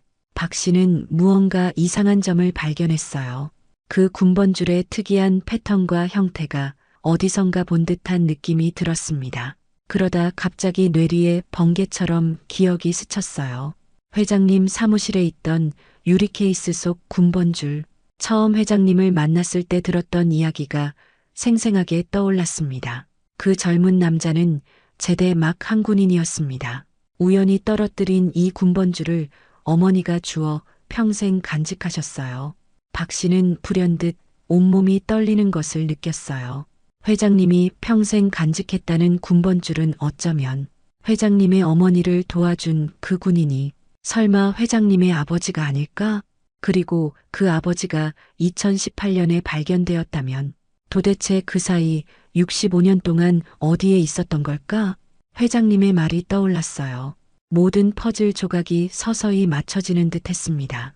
이 모든 상황이 단순한 사회공헌 프로젝트를 넘어선 무언가 거대한 비밀, 아마도 한국 전쟁과 연결된 역사적 비밀과 연결되어 있다는 직감이 들었어요. 그리고 그 중심에는 장미영 회장의 아버지에 관한 비밀이 있었습니다. 박 씨는 결심했어요. 어떤 위험이 있더라도 이 비밀을 파헤치고 회장님의 진정한 의도를 알아내야 한다고.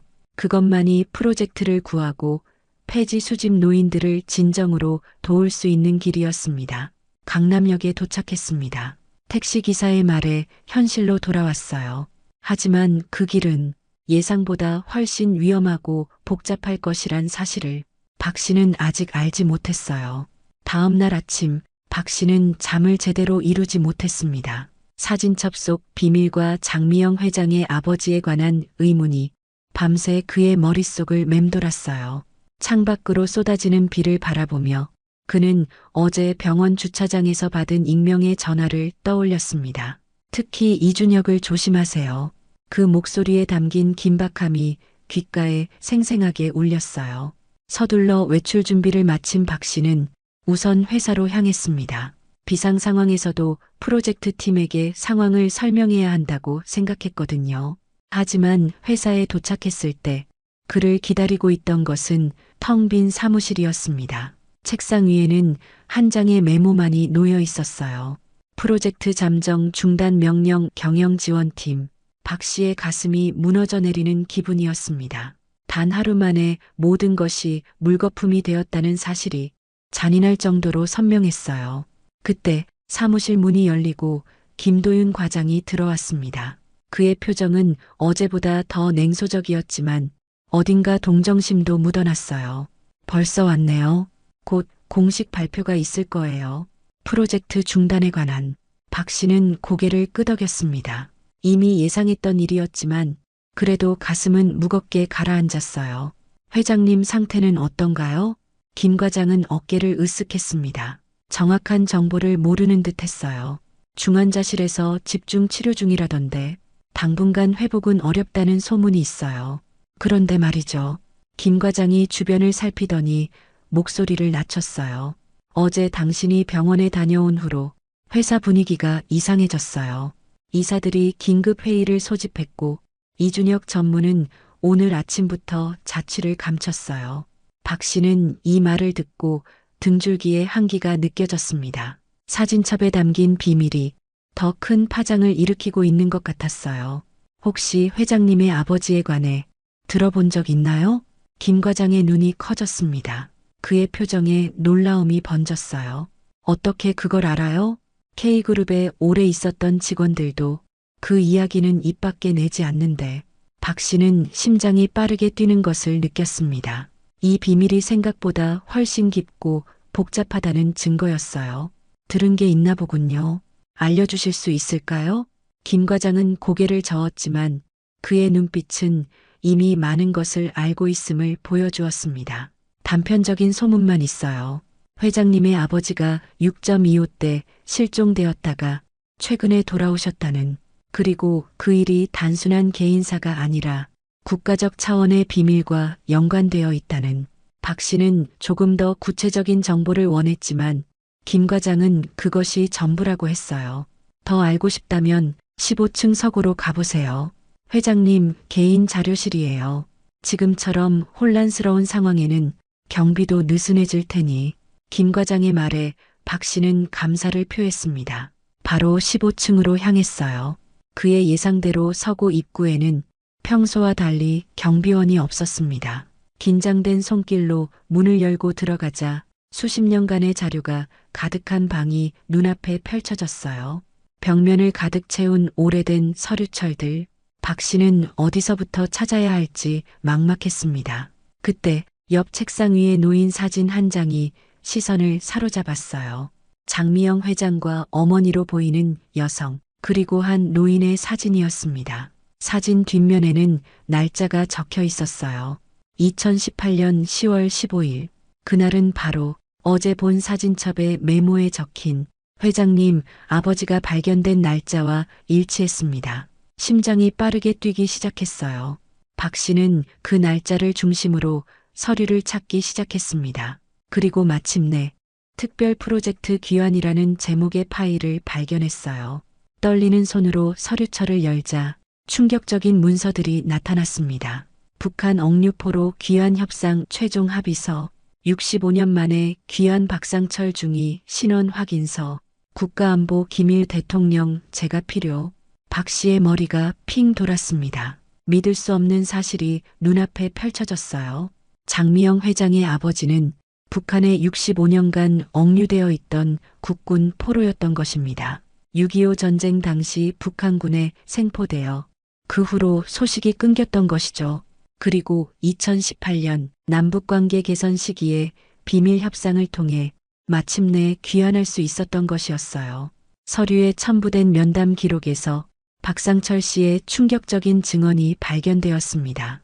그는 북한에서 수용소 생활을 하며 끝없는 폐지와 고철 수집을 강요받았다고 했어요.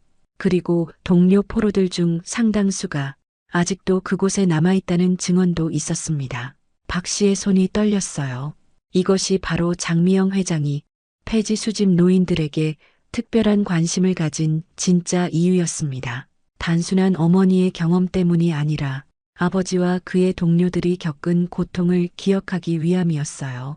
그리고 두 번째 기회 프로젝트는 단순한 사회 공헌을 넘어 혹시 아직 국내에 돌아오지 못한 국군 포로들을 찾고 돕기 위한 것이었던 겁니다. 서류를 더 읽어 내려가던 중 갑자기 서고 문이 열리는 소리가 들렸어요. 박 씨는 반사적으로 몸을 숨겼습니다. 이준혁 전무와 두 명의 정장 차림 남성이 들어왔어요.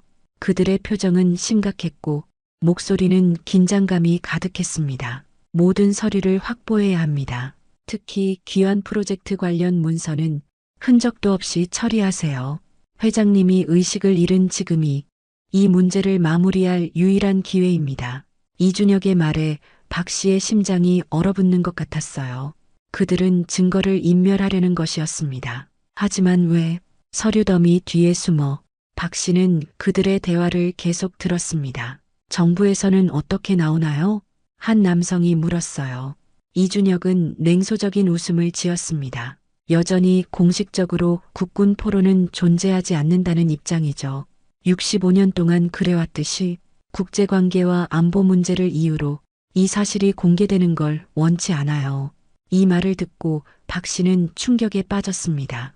국가가 자국의 포로를 인정하지 않는다니 믿기 힘든 현실이었어요. 회장님은 끝까지 고집을 부리셨지. 돌아가신 어머님을 대신해 아버님과 그 동료들의 존재를 세상에 알리려고. 이준혁은 한숨을 내쉬었습니다. 그 비밀 프로젝트로 아직 생존해 있는 다른 포로들까지 찾아내려 했으니 우리로서는 막을 수밖에 없었지. 세 사람은 서고 안을 뒤지기 시작했어요.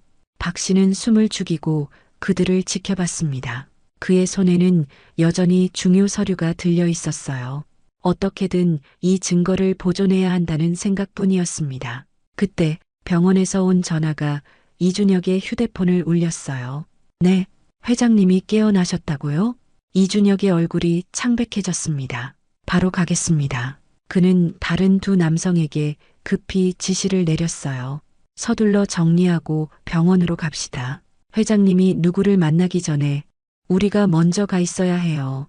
그들이 서고를 나가자마자 박 씨는 중요 서류를 재빨리 가방에 넣었습니다. 그리고 그들보다 먼저 병원에 도착하기 위해 서둘러 회사를 빠져나왔어요. 택시를 타고 병원으로 향하는 길, 박 씨는 발견한 서류들을 다시 살펴봤습니다. 그 안에는 장미영 회장이 직접 작성한 프로젝트 계획서도 있었어요. 폐지 수집하는 노인들 중에는 북에서 돌아온 포로들이 있을 수 있습니다. 그들은 신분을 숨기고 살아가고 있을 것입니다. 소외된 이들에게 새 삶을 주는 동시에 아직 돌아오지 못한 이들을 위한 네트워크를 구축해야 합니다. 두 번째 기회는 바로 그들에게 주는 약속입니다. 박 씨의 눈시울이 뜨거워졌어요. 이제야 모든 것이 명확해졌습니다. 회장님이 끝까지 말하지 못했던 비밀, 프로젝트의 진정한 의미, 그리고 왜 그토록 폐지 수집 노인들에게 특별한 관심을 가졌는지, 그것은 평생을 그리워했던 아버지와 같은 고통을 겪었을 다른 포로들을 위한 딸의 애절한 약속이었던 것입니다. 병원에 도착했을 때 VIP 병동 입구에는 이미 많은 사람들이 모여 있었어요. 이사진과 정부 관계자로 보이는 사람들이 심각한 표정으로 대화하고 있었습니다. 박 씨는 그들 사이를 지나 회장님의 병실로 향했어요.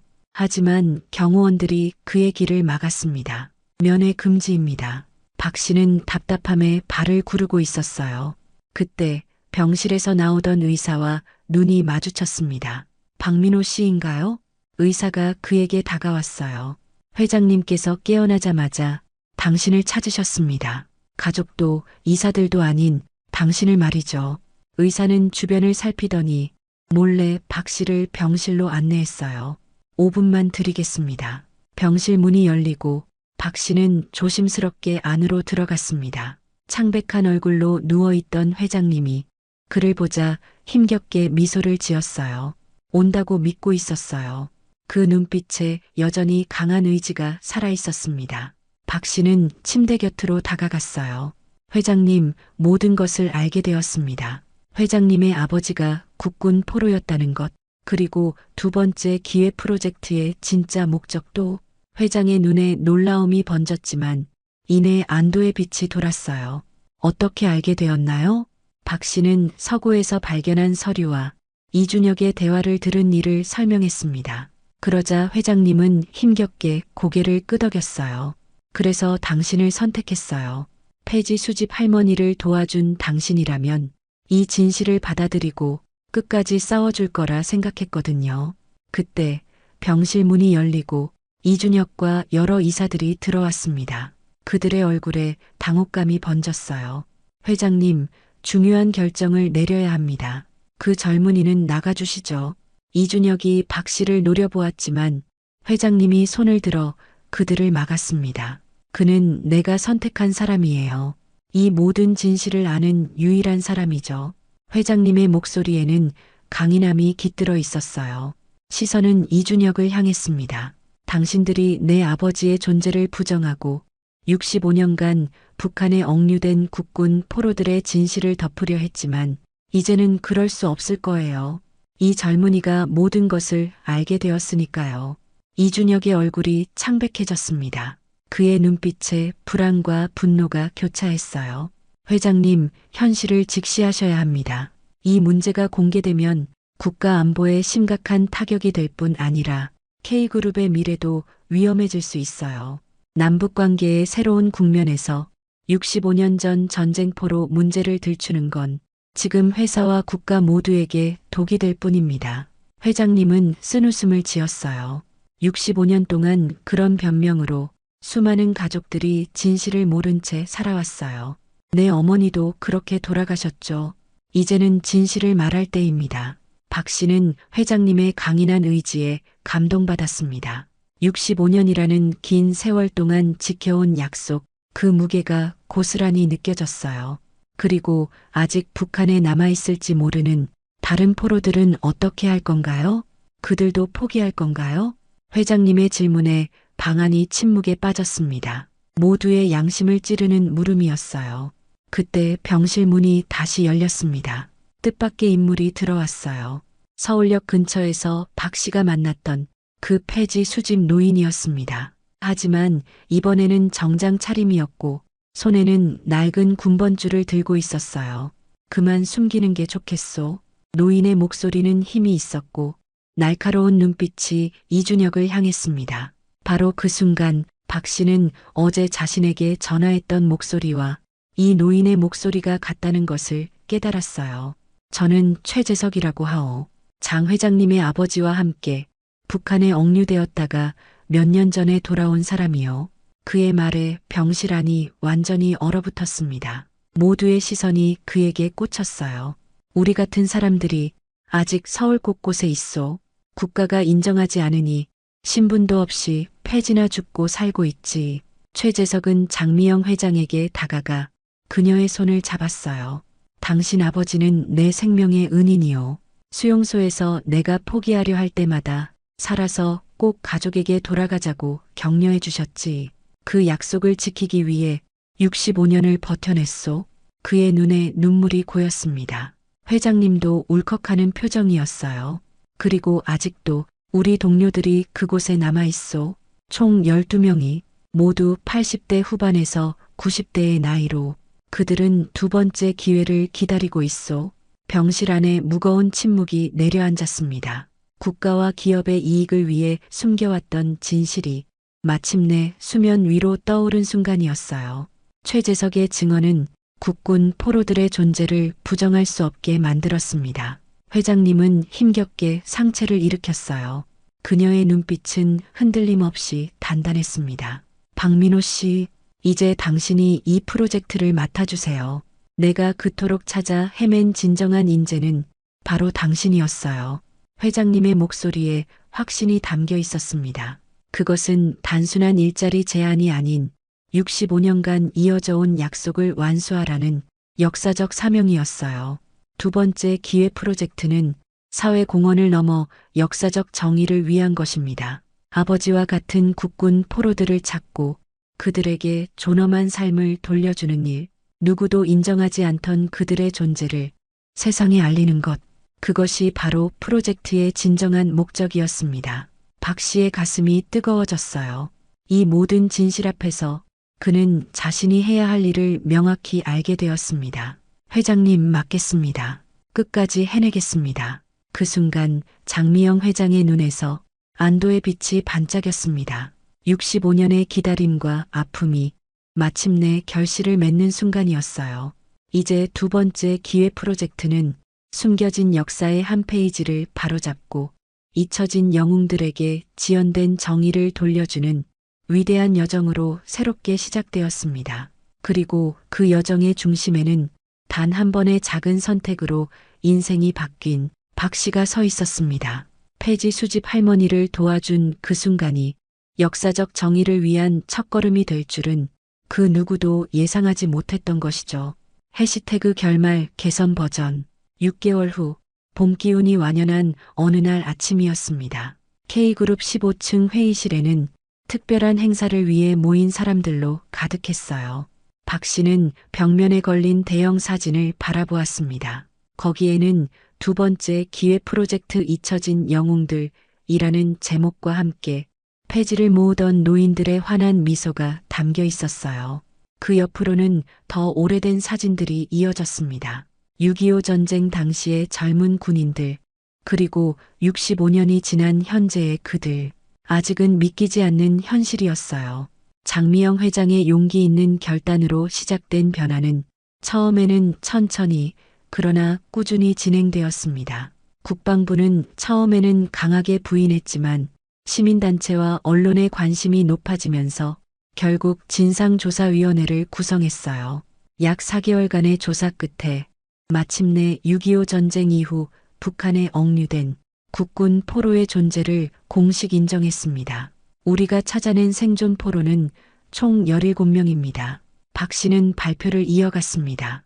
회의실에 모인 임원들과 정부 관계자들의 표정이 진지했어요. 이분들 모두 신분이 없어 폐지를 모으며 생계를 유지하고 계셨습니다. 이제 국가유공자로 인정받아 합당한 예우를 받게 되셨어요. 회의실 한쪽에 앉아있던 국군 포로 가족들의 얼굴에 눈물이 흘러내렸습니다. 60대가 넘은 자녀들은 아버지의 생사조차 몰랐던 세월을 이제야 끝낼 수 있게 되었어요. 65년간 죽은 줄만 알았던 아버지가 사실은 돌아오지 못했던 거였어요. 한 딸의 떨리는 목소리가 회의실에 울렸습니다.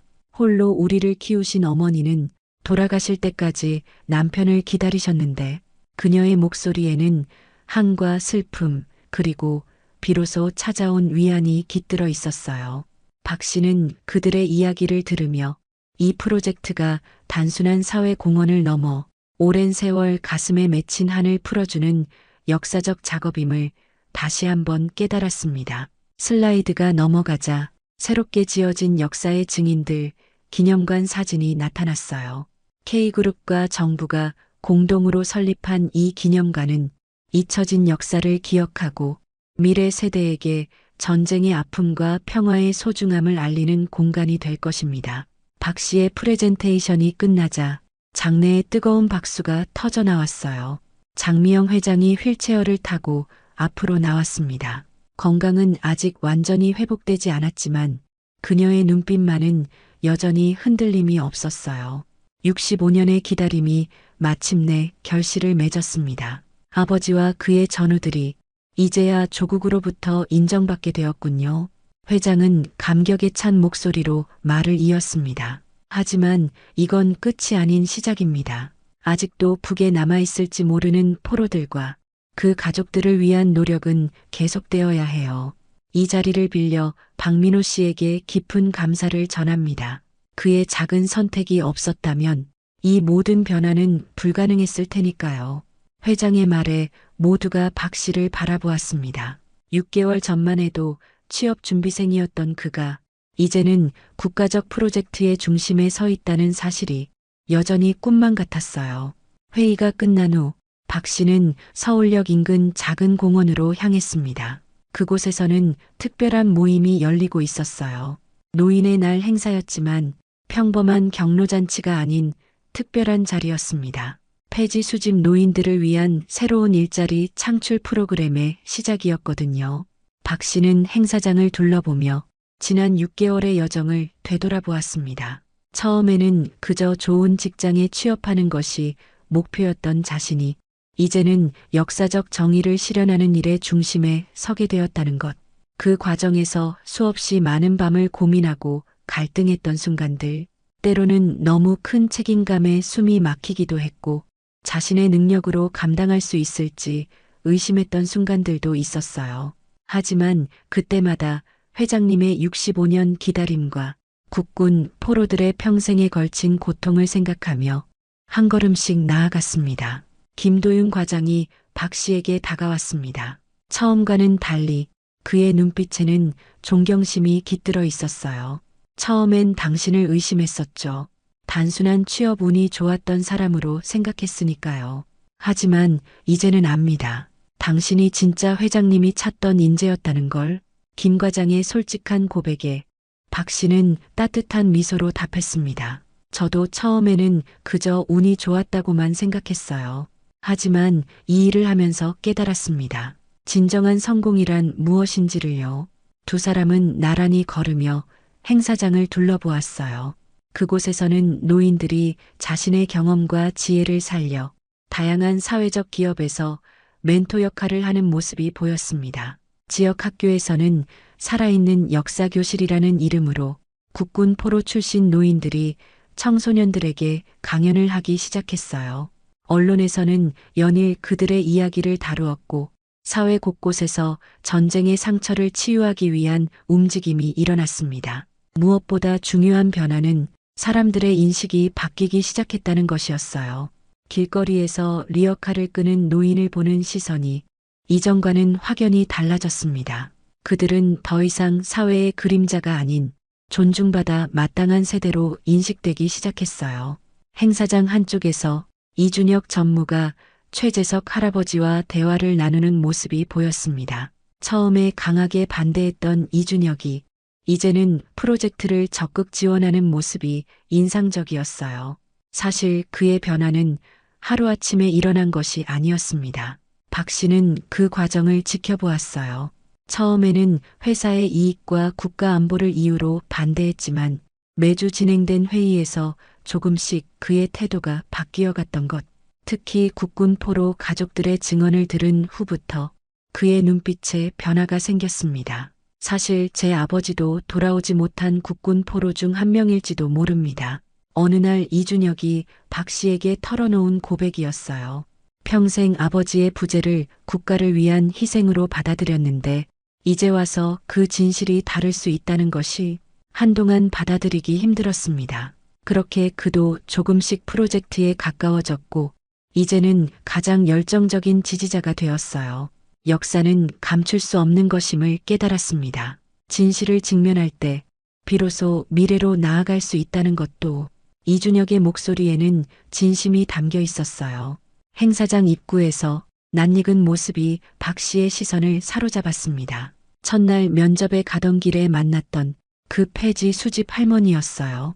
물론 그 할머니는 장미영 회장이었지만 실제로도 수많은 노인들이 리어카를 끌며 살아가고 있었습니다. 이제 그들은 더 이상 그림자 속 존재가 아니었어요. 사회에 존중받는 구성원으로 그들의 지혜와 경험이 빛을 발하기 시작했습니다. 그날 저녁 박 씨는 장미영 회장의 초대로 그녀의 자택을 방문했습니다. 회장은 오래된 사진첩을 다시 꺼내 놓았어요. 이번에는 숨김없이 모든 이야기를 들려주었습니다. 이 사진은 아버지가 북에서 돌아오신 날이에요. 65년 만의 재회였죠. 회장의 눈에 맺힌 눈물이 반짝였습니다. 돌아오셨을 때 아버지는 거의 말씀을 못하셨어요. 수십 년의 고통이 그분을 침묵 속에 가두었거든요. 하지만 점차 회복되시면서 들려주신 이야기가 있었습니다. 회장은 깊은 숨을 들이쉬었어요. 아버지께서 수용소에서 매일 폐지를 모으셨대요. 그때마다 어머니와 저를 생각하며 버티셨다고. 어쩌면 그것이 아버지가 살아남을 수 있었던 이유였을지도 모릅니다. 따뜻한 기억이 주는 희망이라는 것이 그토록 강력할 수 있다는 게 놀랍지 않나요? 회장의 이야기를 들으며 박 씨는 자신의 여정을 돌아보았습니다. 취업이라는 개인적 목표에서 시작해 역사적 정의 구현이라는 더 큰 가치를 향해 나아간 과정. 그 여정에서 그는 참된 성공의 의미를 배웠어요. 높은 연봉이나 화려한 직함이 아닌 인생의 의미 있는 발자국을 남기는 것. 그것이 진정한 성공이라는 것을. 앞으로도 갈 길이 멀지만 우리는 시작했어요. 진실을 마주하는 용기, 잊혀진 이들을 기억하는 노력.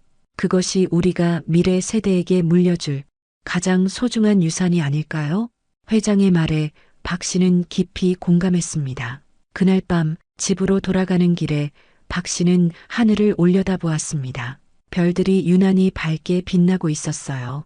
인생의 갈림길에서 그가 내린 작은 선택이 이토록 큰 변화를 가져올 줄은 상상도 못했습니다. 한 명의 취업 준비생으로서 선택한 작은 친절이 역사의 물줄기를 바꾸는 첫걸음이 되었다는 사실이 경이롭게 다가왔어요. 누군가의 리어카를 밀어주던 그 순간에 이미 그의 인생은 완전히 달라지고 있었습니다.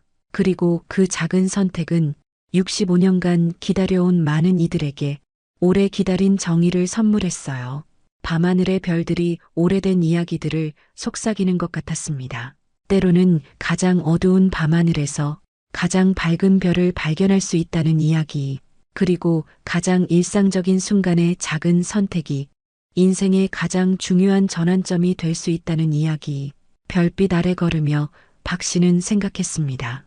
우리 모두의 일상에는 수많은 선택의 순간들이 있다고. 그 순간들 속에서 진실된 마음으로 내리는 작은 결정이 누군가에게는 65년 만의 위로가 될 수도 있다고.